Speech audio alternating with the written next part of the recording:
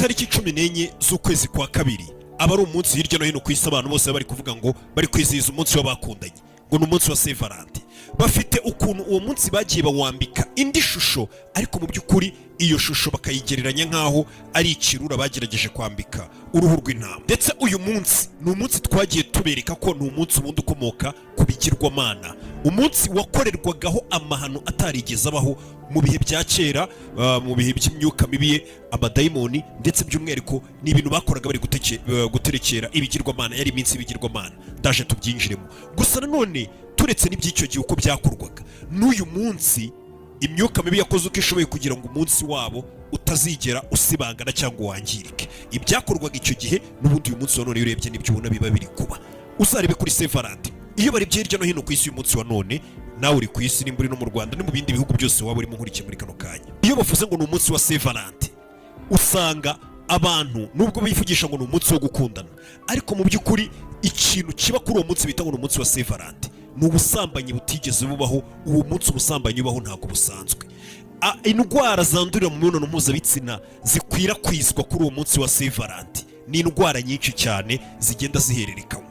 Amada aterwa ku munsi wa Valentine atari yarateganijwe abantu batifuzaga ni menshi. Ibikurikira umunsi wa Valentine nyuma y'amezi make usanga ari ugukuramo inda, ari ukubaho ubuzima bwawe bwose wicuza uvuga turiya munsi kuki nakoze ibi ngibi. Kubera iki? Uyu munsi ni umunsi ubaho amakosa ahambaye cyane kuri babandi byibura twagerageza kuvuga ngo basa nk'abafite ubwenge, nubwo twe tuba tudashyigikiye ibyo bintu.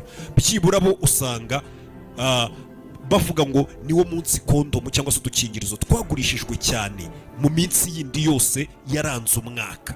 Kubera iki? Icyo kintu ntabwo kibazaho. Umunsi ubusinzi buba bwafashe indi ntera. Muri make urebye ni umunsi tugiye gusubiza mu mateka tukareba n'ukuntu byabaga bimeze muri bya bihe bigirwamana byabaga bifite iminsi yabyo yemewe na leta itangira amakonji, bagasingiza ibigirwamana byabo bakagira ibyo bakora. Tugiye kubanza dusubira inyuma ho gato tumenye inkomoko ubundi y'uyu munsi wa Valentine abantu benshi bahubukiramo ni ibiki baba barimo. Uraza kureba ku mpande ebyiri, reba hasi handitse subscribe hakande kugira ngo tujye tugendana ikiganiro cyose kigezeho ubu wa mbere mu kukibona. Ubundi ngo mu bihe by'abaroma habaga ari mu kwezi kwa kabiri, nk'iki gihe amatariki yabaga aya ngaya itariki 14. Icyo gihe ngo ukwezi kwa kabiri tuba tuvuye mu wundi mwaka, umwaka ubukiri mushyashya turi kuwinjiramo. Ibi ni ibirori ubundi ngo ibi birori byakorwaga n'abaroma mu bwami bwa Roma bwa kera.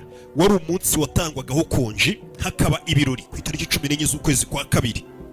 Ibyo birori ngo byabaga ari ibirori byitwa ngo ni mu rwego rwo kugira ngo bakomeze bashyigikire bateze imbere ubuzima bwiza ndetse n'uburumbuke cyangwa se uburumbuke cyangwa se kororoka mu yandi magambo. Ibyo ngibyo ngo nibyo bitaga ngo ni umunsi wa Lupercalia cyangwa se cyitwaga nka Lupercal. Nanone ngo icyo gihe mu bagira cyangwa se mu Baroma mu mbabarire bakitaga ngo ni Dies Februatus, byitwaga ngo ni ukweza ibikoresho byitwaga ngo ni Februa, ari nabyo byaje gukomokamo izina ry'uku kwezi Februarius, ariko kwezi n'umundi bita ngo ni February cyangwa se ukwezi kwa kabiri. Uwo munsi rero wabaga cyangwa se uwo mugenzo wabaga, uwo munsi wabaga wahariwe ibirori bitaga ngo ni Lupercalia, ari wo wabaga uyu munsi twebwe twita ngo ni Valentine. Wabaga ari umunsi wo gusingiza ibigirwamana. Abaturage bose barazaga bagahurira ahantu mu birori, imihanda yose bakayikwira. Umugabo ufite umugore yazanaga umugore we, ufite mushiki we yaramuzanaga, abana b'abakobwa basohokaga mu ngo zabo, abana b'abasore bakiri bato bagasohoka mu ngo zabo, ubundi bakaza bakaramya ibigirwamana. Byatangizwaga no gutamba ibitambo by'amatungo, bagatamba ibitambo by'amatungo, barangiza bagafata amazina y'abagore bubatse n'abagabo bubatse n'abakobwa batubatse n'abasore batubatse, barangiza ayo mazina bakayashyira mu gaseke cyangwa se mu kintu nimba twakita nk'agaseke, nuko njya mbona agaseke ariko dushyiramo udupapuro tugiye gutora. Barangiza noneho abana b'abahungu bakajya bagenda mu gaseke karimo amazina y'abakobwa, ugatoramo izina watoragamo uwo mukobwa mwahitaga nyine, byitwaga ko ubwo mugiye kuryamana, yaba afite umugabo yaba adafite umugabo, yaba ari umukobwa wa hehe, ubwo nyine waba umuzi waba utamuzi, izina watoraga muri ako gaseke niwe mwaryamanaga. N'abagore nabo bikagenda gutyo. Umugabo wazanye umugore we batombora izina rye, ubwo warekaga umugore we akajya kuryamana n'utwana tw'udusore turaho cyangwa n'abandi bagabo batomboye izina rye, kandi bikabera aho ngaho ku karubanda.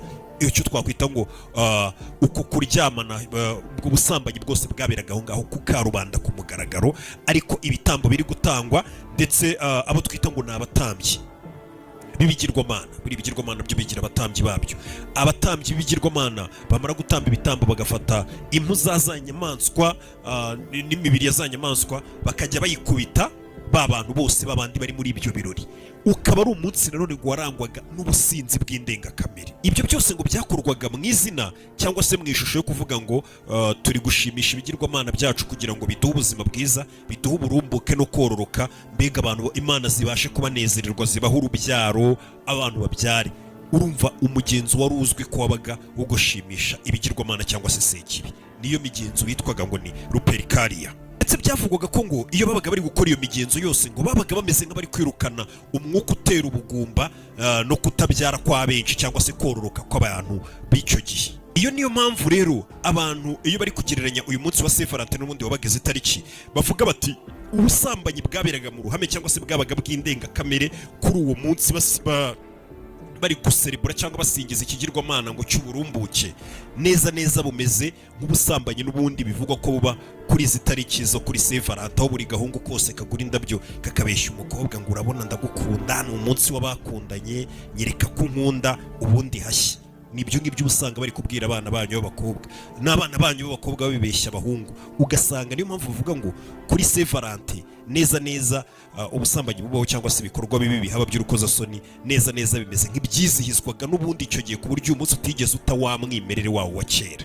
Uyu munsi rero urumva nuko nguko umeze, ariko noneho iyo bashaka kuwusigiriza cyangwa se gushaka kuwuha indi shusho, bawuzana mu ishusho ya mutagatifu Valentine cyangwa se Valentine.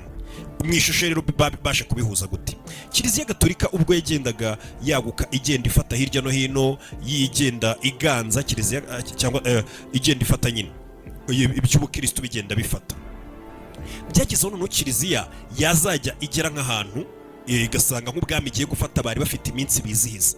Abo bahasanze bakavuga ati ntabwo twe twakwemera kuyoboka kiliziya ngo nitwemera kuba abakristo, noneho ya minsi yacu yajyaga igera tugaserebura, iyo minsi twajya duserebura gute? Kiliziya nibwo yatangiye kujya noneho ifata ya minsi yabo basereburaga ikagerageza kuyiha ishusho yenda guhura n'iyabo. Ari byo twigeze kuganira ku byerekeranye na Noheli, hari ibikorwa bakoreragaho nanone bizihizaga, kiliziya itibihuza n'umunsi wa uriya, ari nabyo kiliziya yavuze ati rero uyu munsi n'ubundi bano bantu nubwo turi kubahindura ngo bave mu mico mibi, reka uyu munsi wabo baryagaho ibirori aho kugira ngo bajye bajya mu bindi birori, basi tuwite umunsi w'abakundanye bisanzwe biri aho ngaho ube umunsi usanzwe, ariko n'ubundi wamwimerere wa munsi wagumyeho. Ibya mutagatifu Valentine rero byo byaje gute? Noneho ngo icyo gihe abaroma bari bari mu ntambara. Mu gihe abaroma bari bari mu ntambara batangiye kujya babuza abana b'abasore bakiri bato gushaka abagore, kuko bavugaga ati mugomba guhita mujya ku rugamba kurwanira igihugu cyanyu. Roma yari kugenda yaguka ifata hirya no hino, batangira kuvuga ngo abana b'abasore murekeraho kubashyingira, kiliziya irekeraho kubashyingira kuko bana barakenewe ku rugamba, nta mpamvu yo kwishora mu bintu by'ingo by'amakwe, kuko umuntu yahitaga akora ubukwe akavuga ngo ntabwo nahita nsiga umugore nibwo nyimushaka ngo mpite njya ku rugamba, ukaba ufite urwitwazo. Icyo gihe barakubuzaga bakavuga ati oya, ibyo gushaka abasore mwe mubiretse, ntimubasezeranye babanze bajye ku rugamba. Ibyo ngibyo rero noneho ngo haza kuba umupadiri witwaga Valentine niwe waje kugira gutya, aravuga ati ngiye nk'umuntu ushyigikiye urukundo, abana nimba bikundaniye ngomba kubashyigikira nubwo kiliziya itari kubasezeranya. Uwo mupadiri atangira kujya we asezeranya abana bikundaniye b'urubyiruko bakiri bato akabasezeranya mu ibanga. Urumva yari yishyizeho umusaraba. Igihugu n'itorero muri rusange barabyemeje ko nakongera gusezeranya abana, ariko uyu mupadiri we yabikoraga mu ibanga kubera gushyigikira abakundana, akemera akareba umwana w'umusore n'umukobwa bakundanye akabashyingiranya. Ibyo byaje gutuma banamuta muri yombi, baramufata baramufunga. bamufunga nyine kubera gusuzugura itegeko ry'ubwami cyangwa se itegeko ryari ryatanzwe n'ubuyobozi ryo gusezeranya abantu, kandi mu by'ukuri abantu batemerewe gusezeranywa bakagombye kuba bari ku rugamba. Uyu mutagatifu Valentin ubwo yari agiye gupfa cyangwa se yaje kwitwa mutagatifu nyuma, urabizi nta muntu witwa mutagatifu akiri icyo yitwaga Padiri Valentin. Ubwo yewe bendaga kumukatirwa gupfa, ba bana yagiye asezeranya, zango yagiye asezeranya kandi bitemewe, bajyaga bamusura muri gereza cyangwa se bakamwandikira. Umunsi noneho yagombaga gupfa cyangwa se gukatirwa gupfa, nibwo yaje kwandika iretere. Yandika iretere arabandikira, ariko mu gusoza iretere hasi yandikaho ngo ubandikiye ni Valentine wanyu. Yavuga izina rye nyine kwa kundi uvuga ati yari Roki wanyu wakabagezagaho, nawe nuko yabandikiye ati yari Valentine wanyu ubandikiye ibi byose. Urwo rwandiko rero nirwo rwakomeje gukwirakwira.